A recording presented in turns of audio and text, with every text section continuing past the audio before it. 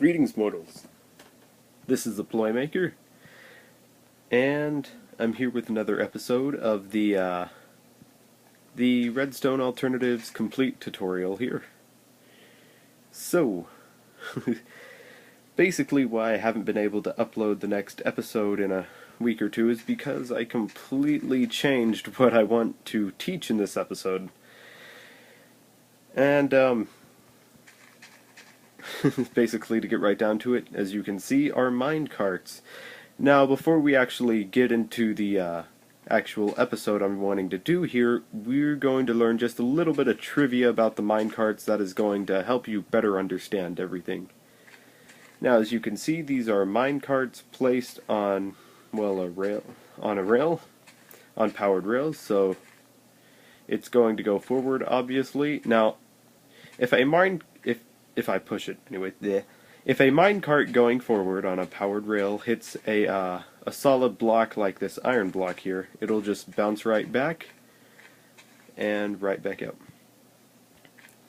And yeah, I'm sure you've already seen this behavior. You probably already know about it. You've probably seen this before, and you've probably been annoyed by it before. Yeah, I'm saying probably too much. But anyways, if a minecart going forward on a powered rail like this, let's put this back, happens to hit a transparent block like this glass block here, oops, let's put it at the edge here, push that forward, it is going to stop where it is, and from there you can actually push it back or do whatever you want. Now you can do some crazy stuff like with this, like have a minecart that you can just push either way. That's an easy way for you to just, like, if you have a rail system in your world, that's an easy way to just stop the minecart. Just have a transparent block at the end of the rail. It'll stop there for you. Now, if you see something like this, as you can see, it'll just bounce right back and do that.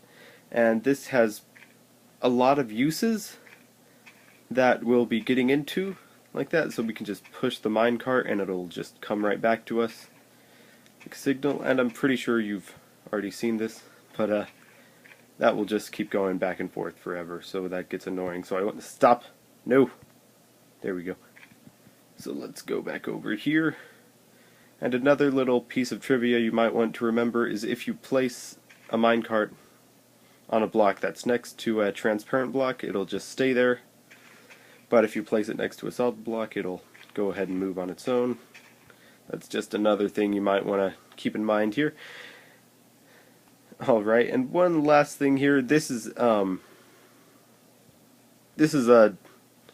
minecart diverter, which is really ingenious. I can't remember the guy's name that made this. It was LUK and some oopsies.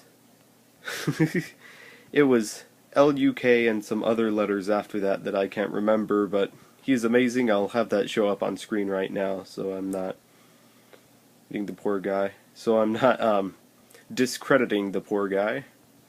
But as you can see, every minecart will go a different way from the last, and that's very helpful. There are a few uses for that we're going to be hopefully getting into today. Now, let's get into the actual good stuff. I've probably bored you to tears with that. Now, what are these crazy little things here? Well, these are logic gates. Here is an example of an OR gate, and this minecart traveling out this way, this will be the output. Now, easy thing here, input B will travel over there, it goes out. So if you just hit input B, you'll get an output, and if you just hit input A, you'll get an output. And that's basically how it works. The minecart will go off, hit this rail, and it'll go that way basically. Or if you hit input B, the minecart will go over, hit the block, drop down, and go. Now, all of these logic gates here, they start out with some very with a very simple base, like, let me get over here. I want to get my finger away from the microphone. Oh, that bugs the crap out of people. Now, let's see if you do this. Doing some simple building. This is pretty much the base to every logic gate you see here. And with it, we can make many different logic gates. All the different logic gates you might need, actually, which is very, very nice.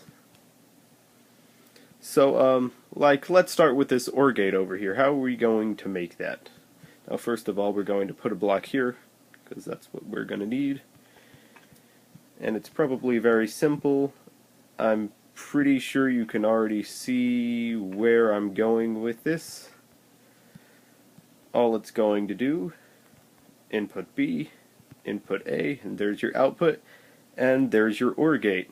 Now, let's take a look at some of the other gates we have here. Oh, and you might be wondering why I've actually gone ahead and made all these, and the simple answer is, as you can tell, if you haven't already seen, these are a whole lot easier to reset. Like, we go over here, we might have to deal with the game crashing for placing a bunch of signs, and it just gets really annoying real fast. So, I'm not going to tell you what logic gates do, because that was explained in the last episode, so if you haven't seen it, you should really watch it before watching this one.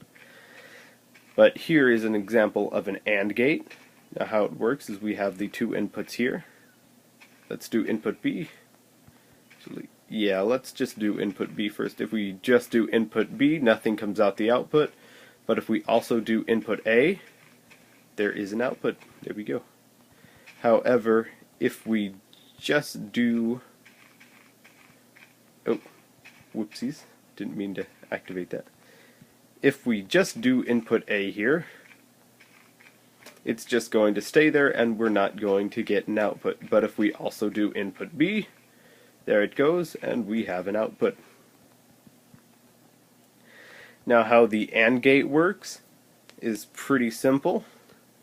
If you can remember from what I showed you, this glass block here will actually, if you hit input B here, wrong way, whoopsies on my part, it will actually go over here and be stopped by this glass block, because if you remember, a minecart going into a glass block will just stay there.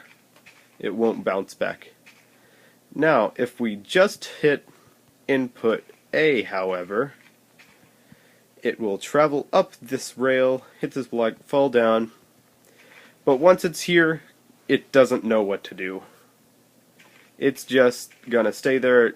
If it goes either direction, well, it can't go either direction because it doesn't have anything pushing it, and so it just doesn't know where to go, basically. However, if you push this, and it's just staying there, it doesn't know where to go, and you happen to push the minecart in next to it, the minecart will the minecart actually pushes it this way if you do that, but if you remember, the solid block just makes it push right back. Hope you guys are getting this, because I probably sound like an idiot right now. But if you hit input B first, and then hit input A, then it'll just travel along, and then we're all happy. Good. And there's the AND gate in its complete working order, which is really great. I'll go ahead and build it for you over here. As you can see, we have our base, and I'm actually meant to destroy this block. This is our base. There we go. Now what I'm going to do, I'm going to take this. Now you're going to see me destroy this rail, and the reason being is because so I can place these. Let me demonstrate to you what happens if I try to place this powered rail with that rail right there. It does that, which is crazy and not good. We don't want that. But if you ever see this and you don't want this to happen, however, there are some uses for that. I might get into that next episode, but if you don't want that to happen, just destroy that rail and place it. There we go. And let's see here. Now here's a crap. Here's a yeah, placing down powered rails is a quite the pain. But let's see if I do this. You really gotta figure out how to do it, because it's crazy. Oh yeah, I have a solid block on me. There we go. Because it's crazy. Then we have a curving rail, and then there's the output. And, oops, almost forgot to replace the rail there. Alrighty, so there you have it. There's the AND gate, completely working, and really easy to reset. Now I'm just going to revert this back to its base as we go over and talk about the next gate. Whoopsies.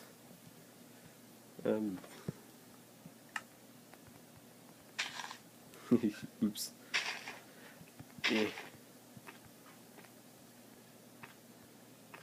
There we go.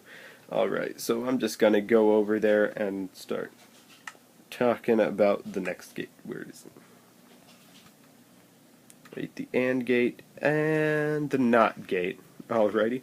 So this one's actually pretty simple. The reason I showed the AND gate before the NOT gate is because the NOT gate pretty much uses the same premise as the AND gate. So you can see we have a minecart here. Now we have a start circuit and an input instead of a input A and an input B. Because if you remember from my NOT gate over here, gotta fly over to it, shouldn't be too far.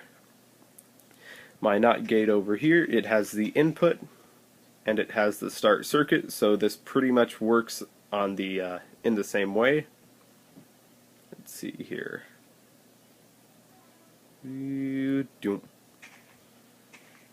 Now, oops, not supposed to be there yet. Alright, so it pretty much works in the same way. There is an input and a start circuit. Now, if we just hit the start circuit, you're going to see here, it does travel out the output, and we have an output. And now the minecart over there does come back up here, but it's not too bad. That shouldn't cause anything bad to happen here. Now, if we do hit the input, however, as you can see, the input minecart pushes away that minecart, so it's away from under here. And now when we just hit the start circuit, it'll just stop right there, and we won't get an output. And that's pretty much how that works. Now let's go over here and just kind of remake it. Now, as I told you, it's pretty simple. You kind of want to start it the same way you did the AND gate. Screw you. No. There we go. Except we want to have a minecart to start out with over there. We want to have minecart traveling that way. And that's pretty much it. There's the NOT gate. It's perfectly working. The same thing as over there. The start circuit's right there. It will push it back, but that doesn't really matter too much. And it's completely working, and it is great. Now I'm going to just reset this back to its base.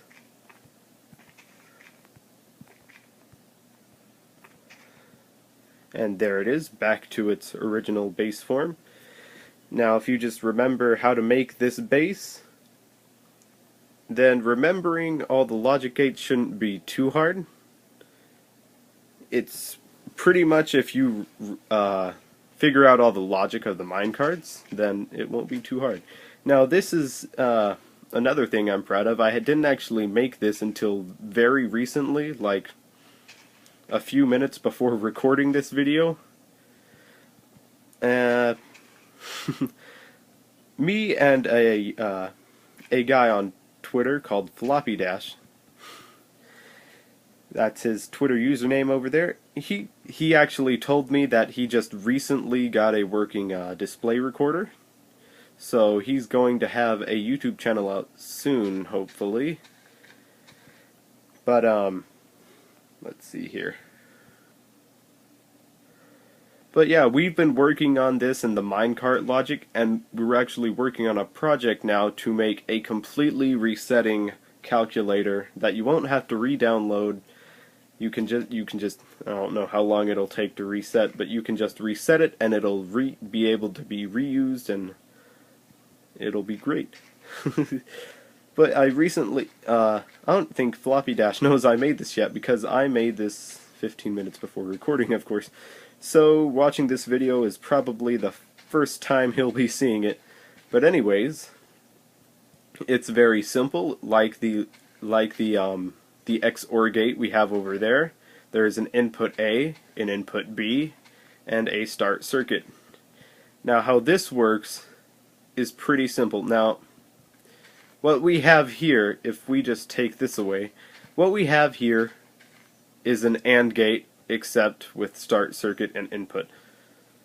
So we just have an AND gate, and all we did was we took another input and added it onto it, which is really cool. Alright, so this is start circuit, this is input A, and this is input B. Now, if we just hit input A, it'll go in there, it'll just be lodged in there, and when we hit start circuit, it'll be able to be pushed forward thanks to this minecart here, and we have an output. Maybe I'll make that a bit longer so to make it easier to see. And if we just hit input A, this is input B. If we just hit input B, that'll travel on the it'll come off this rail onto this rail, and it'll travel onto here, and it'll pretty much do the same thing. If I hit start circuit, then yes, it works. We have an output, which is great. Now if we don't hit any of them and we just hit start circuit, then we don't have an output, as you can see, because it's not being pushed forward because there isn't a minecart there to push it forward.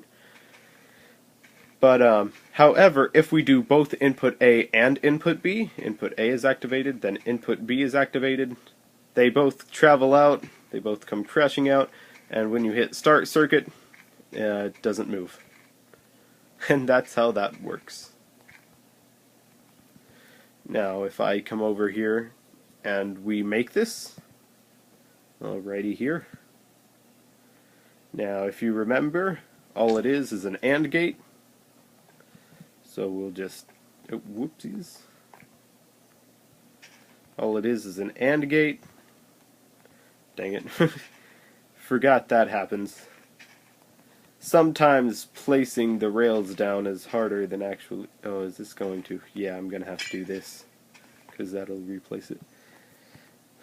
Sometimes actually placing down the rails is harder to do. Yeah. There we go. Yeah, placing the rails is harder to do than actually thinking out the designs, because they are finicky. And it's crazy. Now all we're going to do is we're going to take it and just, we're going to take it and add just another input to it, just like that. And there we go, we have the XOR gate. These are the inputs, so this is the start circuit, and it works out great. Now if you can remember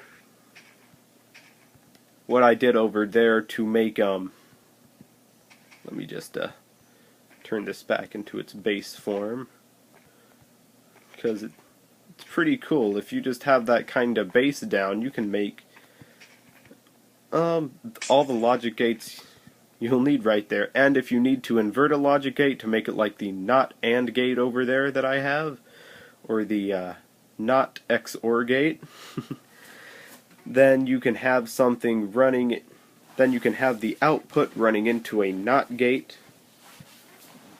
Let me just do it over here. Let me show you how easy it is to make to turn this XOR gate into a an XNOR gate.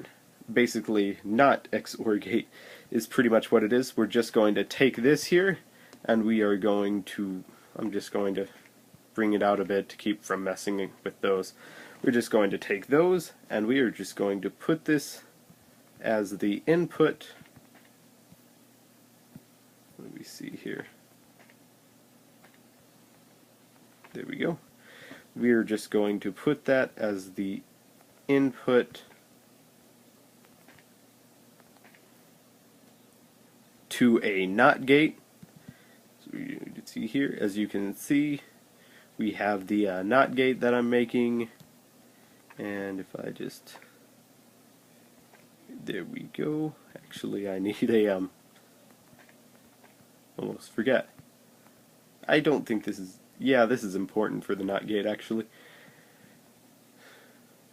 Now let's see here. Now if I have this turned on and I hit start circuit, it'll go over there and it'll just turn off the NOT gate. And so when you start this, when you start the NOT gate circuit, it'll just stay there. You won't get an output. And I'm pretty sure if you've seen my last video, you've kind of figured out how that works. We've just taken the output and plugged it into a NOT gate. Now that's how that works. Now, to get to the really fun stuff, let's go to self-resetting gates. Let's go over here. I really need it. And yes, you heard right, self-resetting gates, as in gates that can reset itself without you doing anything. Now, here is the very simple one.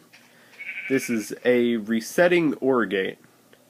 Now here we have input A, let's call it, and input B. Now what's weird, I believe there is a way to push minecarts with animals in them with an empty minecart, but it's kind of hard.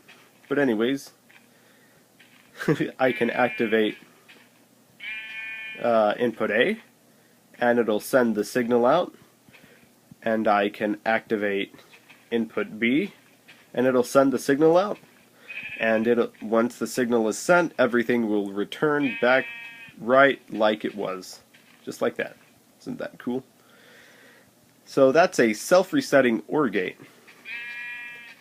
Now, the reason there are sheep in these minecarts is so, basically, let me just kill one for a demonstration here. There we go. Yeah, you're gonna die. There we go. Because if I just push this one forward, it won't actually push this minecart. It might when you first place it, but it won't after it's bounced back, which it's weird. Just as you can see, it won't push the empty minecart, but this minecart with a sheep in it will push the empty minecart, and that's because the hitbox of the sheep is actually moving into the minecart, just like if you were to walk into it. If you were to walk into it like that, it's pretty much the sheep being forced to walk into it by the minecart. So that's pretty much how that works. Now, this is actually, it's what's called a sequential AND gate. Now, I didn't go through this in my last video, so you might be a bit confused as to what that is, and you might be looking at it. This is some big mammoth thing. This is crazy. What are you doing to me? But a sequential AND gate is, well, an AND gate. You know what an AND gate does. You only get output if you've hit both inputs. But what's weird about a sequential AND gate is it'll only work if you hit it in a certain order. So here I have it, input A and input B. This will only work if you hit input A first, basically. So if I just hit input B, it doesn't go out the output. This is the output, by the way. If the minecart goes this way, that's the output. So if I just hit input B, then it'll just travel around this track and go right back to where it was. So yeah, just hit input B, it doesn't do anything, it goes right back around. However, if I hit input A there, and then hit input B, it travels, it goes out the output, but then it goes back, resets everything, travels right back. If I try hitting input B again, it won't go out the output, it'll just do all that again. Now, how this works is a little complicated. As you can see, we have a minecart diverter over here. This is the thing I was talking about with, I can go to it. This thing over here, the thing that sends the minecarts in two different directions every time you hit it. Now, it's kind of hard to explain, but I'll try to do it the best I can. So, input B here. This is pretty much the most important one. Now, if I just hit it, as you can see, the minecart diverter sends it this way. And if I hit it again, it sends it this way again. You might be confused as to why it keeps doing that, but that's because when the minecart travels down here and hits it, it sends it this way.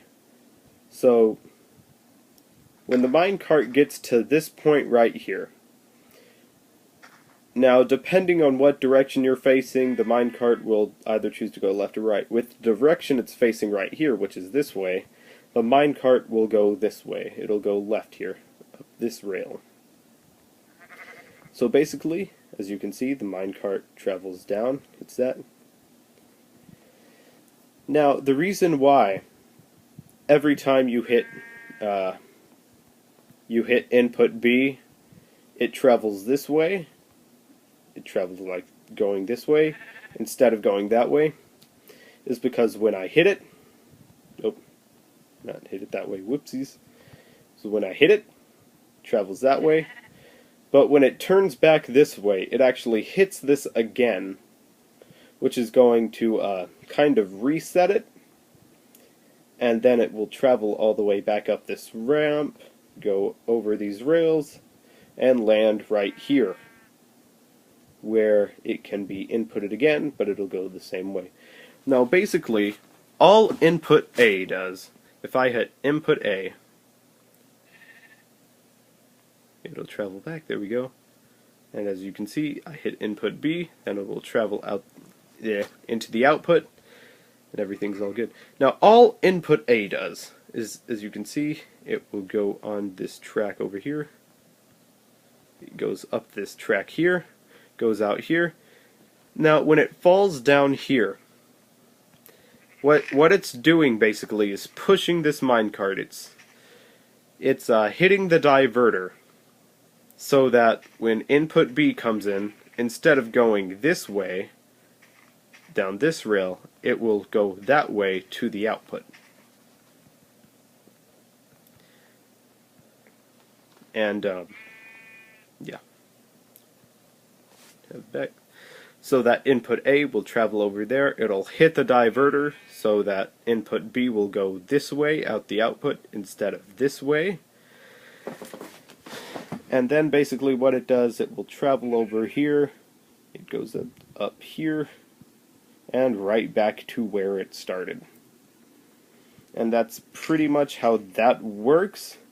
Now, for those of you who understand this and really want to get into it, I want to see you guys try to make these logic gates, self-resetting logic gates like the ones I've made here. I want you brainiacs out there to try and make all the different kinds you can, and try to make them as compact as you can, because these are some amazing feats. Now, me and floppydash, that guy I was trying to talk to you about earlier, but I'm can't use my mouth when I'm recording for some reason. Now, we are actually working on a resettable calculator. I've actually already created a 7-segment display. If you don't know what that is, I'm going to have a video about that pretty soon, and a tutorial on how to make it. Now, this is already pretty crazy, so I want you guys to get out there and try to do whatever you can with these. And because these are really, really simple to reset. Like, once you've set them, it's just one tap to destroy the minecart and one tap to place it back. Really, really simple. So, and those would be really easy. And just being easy to reset is a pretty awesome thing, considering these logic gates over here just take way too long to reset. It's a big pain in the butt. But this, we can actually have self-resetting logic gates, and we can do just a whole lot of amazing things with them. So I want you guys to go out there and really work your brain to the core, okay? Because we could work in a new era of redstone alternatives, and this is just really great. So this has been the Ploymaker. I hope you guys have learned something new. I hope you guys are inspired to start building and making really awesome stuff with this. And I'll try to have my next video up sooner. But yeah, thanks for watching. Bye.